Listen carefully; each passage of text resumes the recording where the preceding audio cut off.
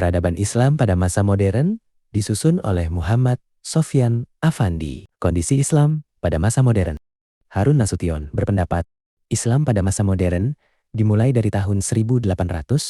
Sekarang, di periode ini, negara-negara Eropa mengalami kemajuan dalam ilmu pengetahuan, hingga mengantarkannya menjadi negara yang menguasai perdagangan, pengetahuan, dan militer. Sedangkan negara-negara Islam terpuruk. Kondisi inilah yang menyebabkan sebagian besar negara Muslim hancur dan menjadi negara terjajah, seperti kerajaan Safawi dan kerajaan Mughal hancur pada kedua abad ke-19 M di tangan Inggris. Baru pada abad ke-20 M, dunia Islam bangkit memerdekakan negerinya dari penjajah Barat.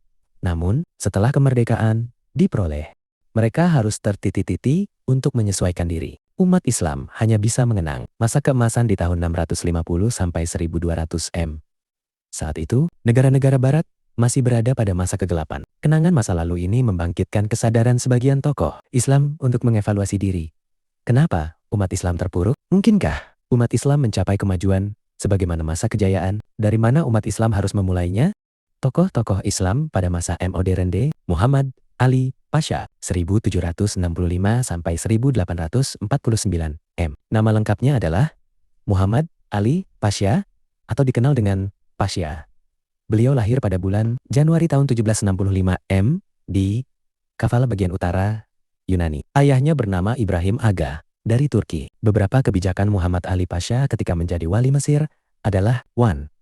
Di bidang pendidikan, Pasha mengirimkan pelajar Mesir untuk belajar ke Prancis, Italia, Inggris, dan Austria. Pasha mendirikan sekolah modern, yaitu sekolah militer, teknik, kedokteran, apoteker, pertambangan, pertanian, penerjemahan, dan sekolah-sekolah yang dibutuhkan negara untuk peningkatan kemajuan negara. 2.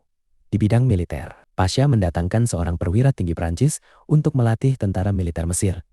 Pasha juga mengirimkan putra terbaiknya untuk belajar kemiliteran di Prancis. Setelah lulus, mereka diminta untuk mengajar di sekolah militer di Mesir. 3. Di bidang ekonomi dan pertanian, Pasha memperbaiki irigasi lama, membangun irigasi baru, menanam kapas, mendatangkan ahli dari Eropa, dan membuka sekolah pertanian.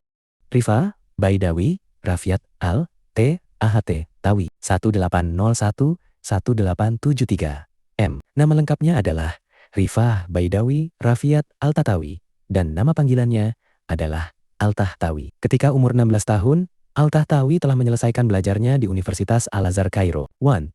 Bidang pendidikan, A. Pemerataan pendidikan dan emansipasi wanita. B. Pendidikan yang mengajarkan ilmu pengetahuan, kepribadian, dan menanamkan cinta terhadap bangsa. 2. Bidang ekonomi, yaitu melakukan perbaikan irigasi dalam pertanian dengan menanam berbagai komoditas pertanian. 3. Bidang kesejahteraan, Al-Tahtawi berpandangan bahwa kesejahteraan masyarakat atau negara dapat tercapai dengan 2 jalan, yaitu berpegang teguh pada ajaran agama Islam dan berbudi pekerti yang baik sehingga mampu melahirkan generasi yang makmur dan peradaban. 4. Bidang pemerintahan, menurutnya, contoh pemerintahan yang paling ideal adalah pemerintahan pada masa Rasulullah SAW dan para sahabat. 5. Dalam berijtihad. Ijtihad masih terbuka bagi umat Islam, tetapi harus dilakukan oleh para ulama yang memenuhi syarat. 6. Bidang sains modern. Sains dan pemikiran rasional tidak bertentangan dengan syariat Islam. Sains modern berperan penting dalam meningkatkan kualitas umat Islam dan menunjang kesejahteraan kaum muslim di dunia, sebagaimana telah dikembangkan di Eropa. Jamaluddin Al-Afghani 1838 sampai 1879 M. Jamaluddin Al-Afghani adalah tokoh pembaru Islam yang lahir di Kabul, Afghanistan tahun 1838 M.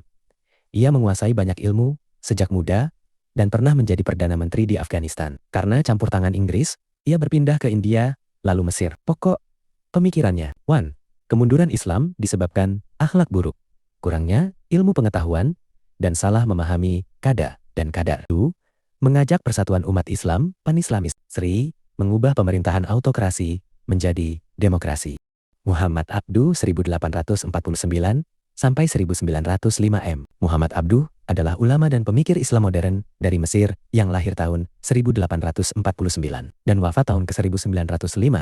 Ia belajar di Universitas Al-Azhar dan menjadi mufti Mesir. Pemikiran Muhammad Abduh. 1. Memadukan ilmu agama dan ilmu modern dalam pendidikan. 2. Membuka pintu ijtihad untuk menyesuaikan ajaran Islam dengan perkembangan zaman. 3.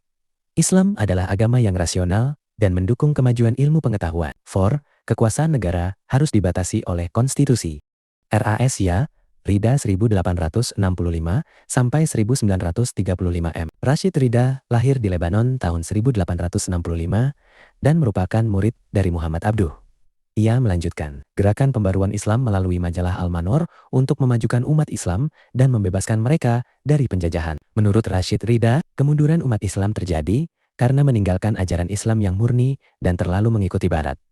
Ia berpendapat bahwa Islam mendukung kemajuan ilmu pengetahuan modern dan penggunaan akal. Rida juga mendorong dibukanya kembali pintu ijtihad agar hukum Islam dapat menyesuaikan perkembangan zaman. Selain itu, ia menekankan pentingnya persatuan umat Islam untuk mencapai kemajuan.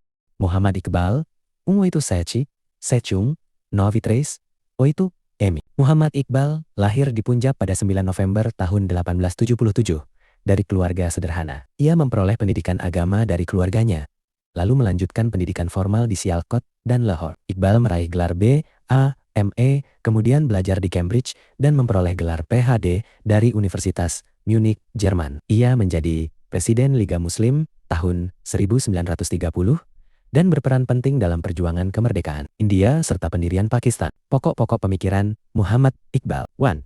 Memadukan peradaban Barat dan Timur melalui penalaran dan cinta. 2. Al-Quran menjadi dasar peradaban baru yang kreatif dan progresif. 3. Pintu ijtihad tetap terbuka agar ajaran Islam sesuai perkembangan zaman. 4. Menginginkan kebangkitan umat Islam agar dinamis, kreatif, dan berpikiran luas. 5. Pendidikan bertujuan memperkuat kepribadian dan individualitas peserta didik. K.H. Ahmad Dahlan 186-81923 M. Ahmad Dahlan lahir di Yogyakarta tahun 1868 dengan nama Muhammad Darwis. Beliau belajar agama sejak kecil dan pernah menuntut ilmu di Mekah. Setelah pulang ke Indonesia, beliau menjadi tokoh pembaru Islam dan pendiri Muhammadiyah. Pokok pemikirannya bidang agama. K.H. Ahmad Dahlan memperbarui pemahaman Islam dengan tetap berpegang pada Al-Quran dan hadis serta mengembangkan pemikiran Islam sesuai perkembangan zaman. Bidang pendidikan. Beliau menggabungkan pendidikan agama pesantren dengan pendidikan modern agar siswa menguasai ilmu agama dan ilmu umum. Ide ini diwujudkan melalui Sekolah Muhammadiyah. K.H. Hashim Asy'ari. Hashim Asy'ari lahir di Jombang, Jawa Timur. Tahun ke-1871, sejak kecil beliau belajar agama dari ayahnya dan menuntut ilmu di berbagai pesantren di Jawa dan Madura. Setelah itu, beliau melanjutkan belajar ke Mekah selama 6 tahun kepada banyak ulama terkenal. Perjalanan pendidikan di Makkah, ia tidak hanya belajar agama, tetapi juga pendidikan formal modern. Pemikirannya banyak dipengaruhi oleh gurunya, terutama dalam bidang hadis dan pendidikan Islam. Pemikiran utama A. K. Hashim Asy'ari berpendapat bahwa memahami Al-Quran dan hadis harus mempelajari pendapat ulama mazhab agar tidak terjadi kesalahan penafsiran ajaran Islam. B. K.H. Hashim Asy'ari menegaskan bahwa tidak semua tarekat bertentangan dengan Islam, sehingga tidak semua praktik tarekat harus ditinggalkan. Pengaruh Islam masa modern bagi bangsa Indonesia. Pengaruh Islam masa modern bagi bangsa Indonesia adalah munculnya kesadaran untuk bangkit dari penjajahan melalui gerakan Pan-Islamisme. Tokoh-tokoh Islam seperti K.H. Ahmad Dahlan dan K.H. Hashim Asy'ari membawa pembaruan pendidikan dan organisasi Islam. Berdirilah organisasi seperti Nahdlatul Ulama, Muhammadiyah, dan lainnya yang mendorong kemajuan pendidikan, ilmu agama, serta perjuangan melawan penjajahan. Selain itu, umat Islam mulai mendirikan perguruan tinggi Islam, salah satunya Universitas Islam Indonesia. Itulah penjelasan materi peradaban Islam pada masa MODRN.